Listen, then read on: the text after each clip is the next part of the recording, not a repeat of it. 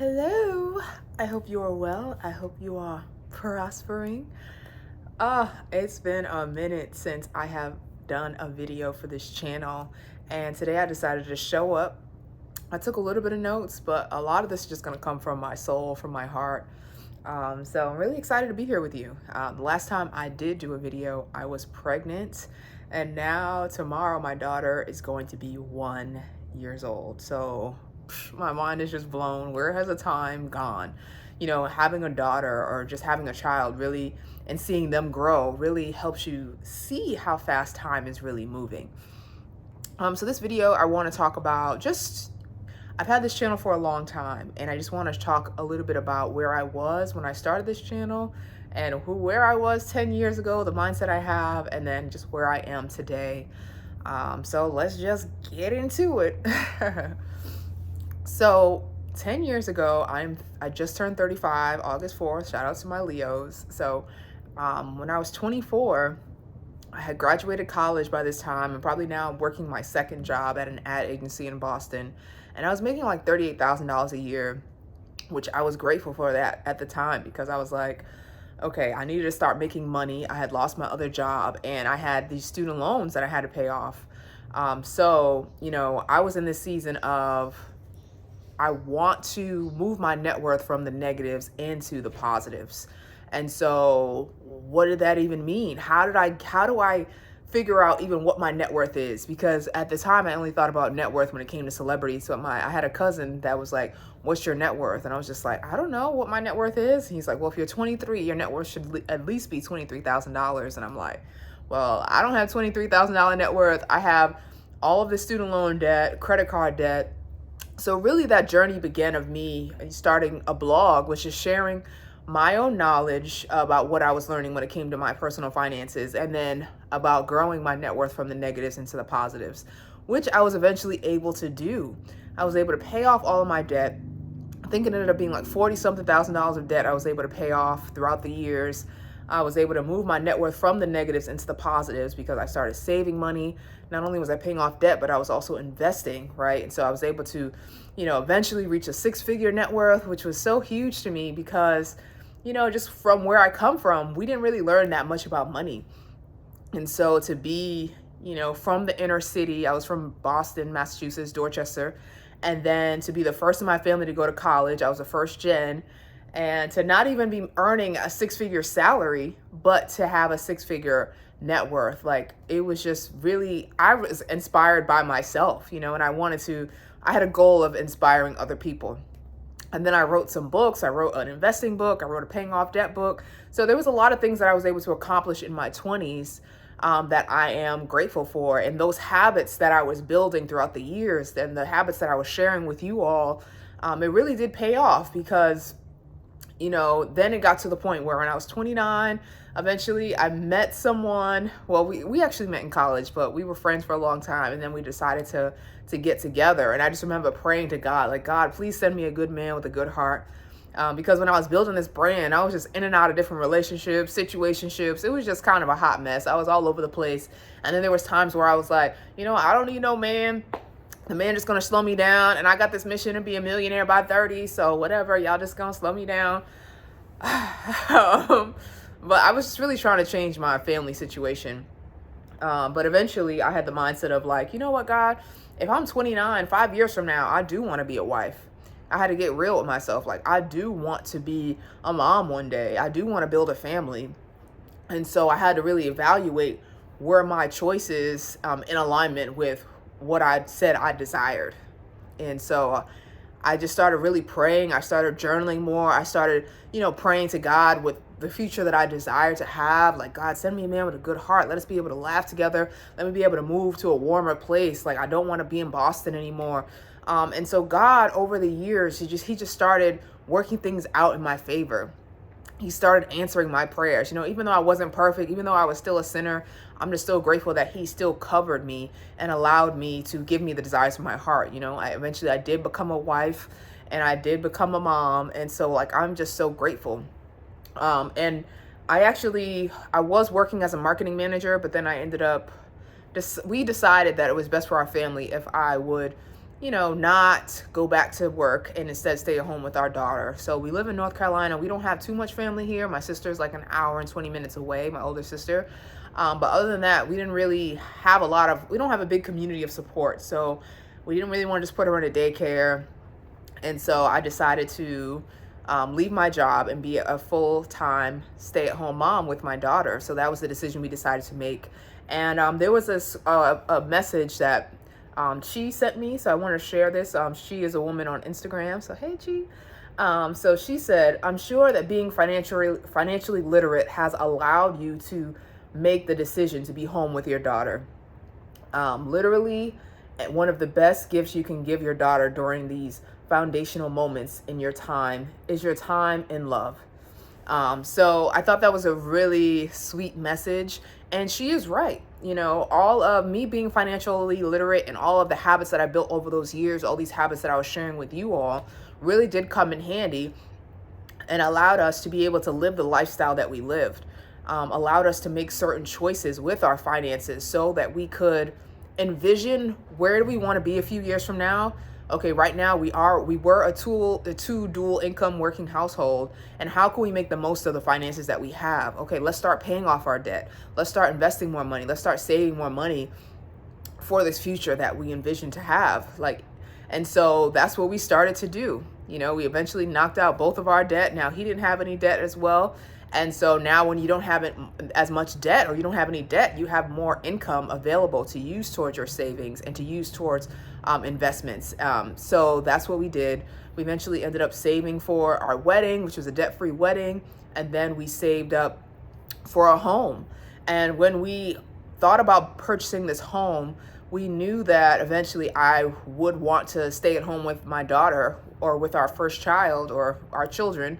And then we decided that, okay, so let's buy this home just using one person's income. So we decided to use my husband's income versus getting so much home that requires both of us to be working. So we decided to do that, which was a very smart choice. And we just started saving. And it was just the habits that I was just sharing with you throughout the years really did pay off, because where you are, there's this quote that says, where you are today is a result of who you were and the habits and the choices that you were making years ago. And so the habits that I was building really did pay off. And I can't stress that enough, that saving your money, putting money towards your debt, becoming debt free if you can, especially at least when it comes to your credit cards and student loan debt, is really going to help. And investing your money is really going to help pay off in the long run. And I know it's not too late for you. You might be thinking, girl, it's too late for me. I should have started when you told me to 5 years ago, 10 years ago. Listen, the best time to plant a tree was 10 years ago. The second best time is today. So as the world keeps moving on, where you are right now, today is your best chance to get started, because things are just going to keep progressing. Things are going to keep getting more expensive. So you might as well start doing the right habits now, building those right financial habits, those right healthy habits, holistic habits. That's really, as I entered into my 30s, I started moving away from, after I mastered the finance habits, I started just becoming more holistic in the habits. Yes, money is important, but I also realized that I needed to continue to work on my inner world. I needed to continue to get healing. I needed to continue to develop my relationship with God. I need to continue to eat healthy and work out. So there were and I needed to also continue and, have healthy habits with my relationship.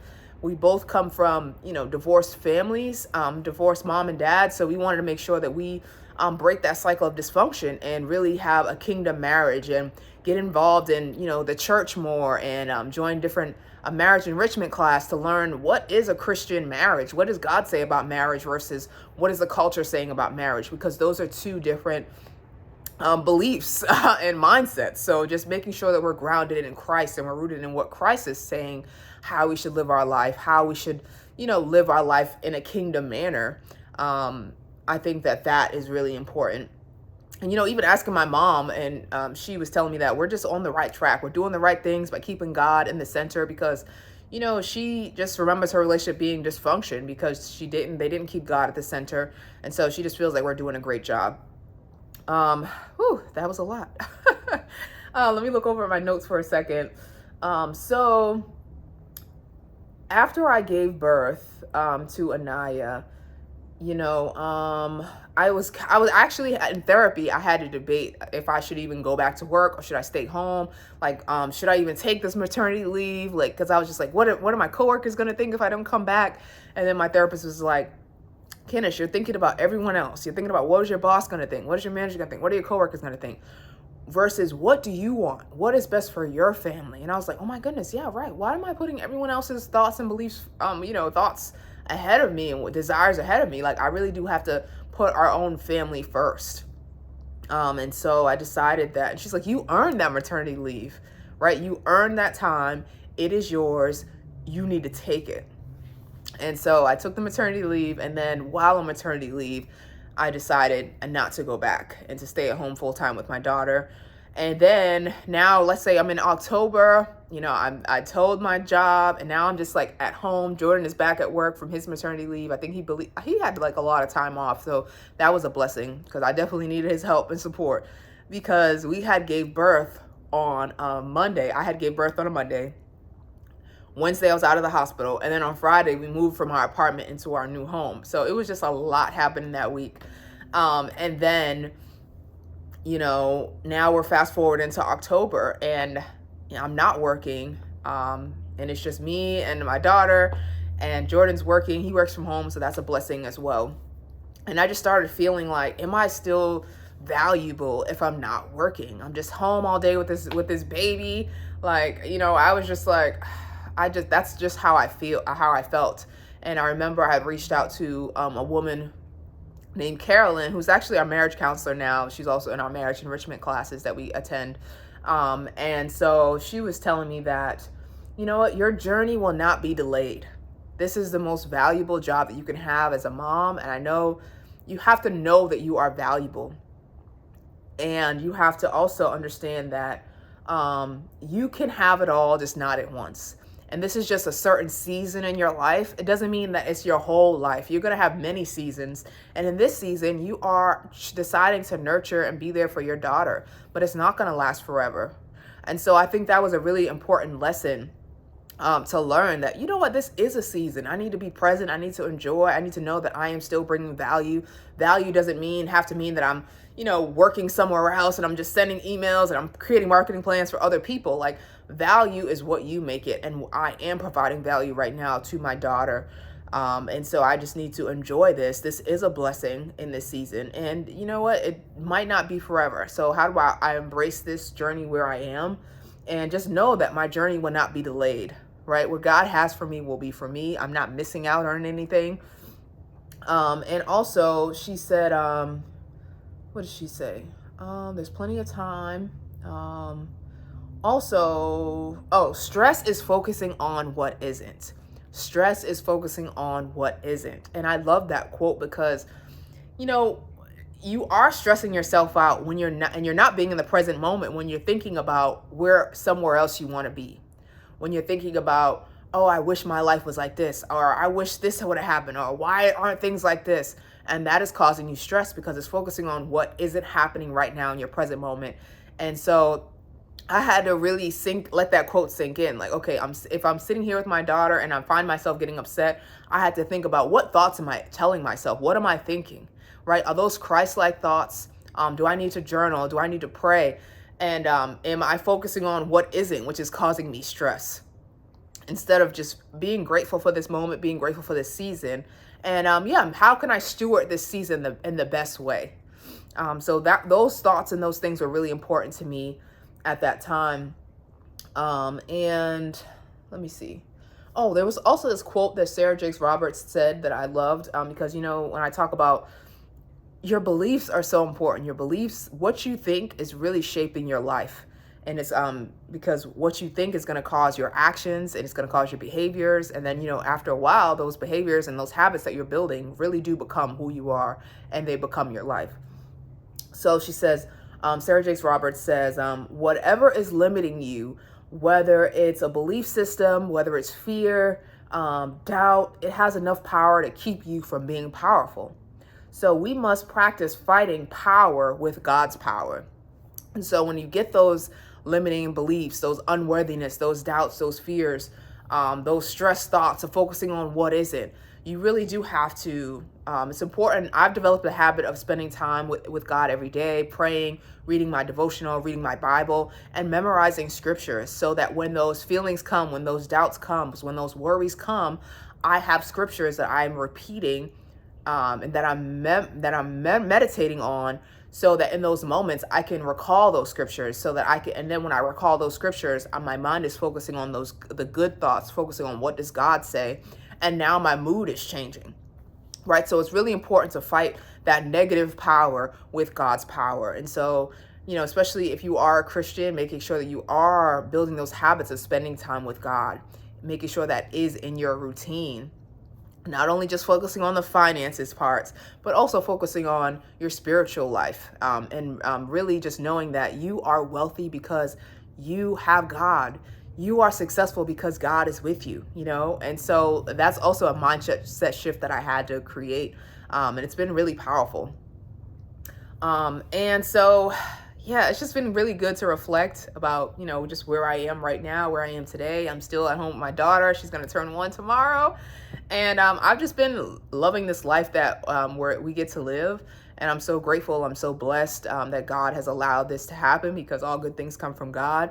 And, I decided that this is going to be my last video on this channel.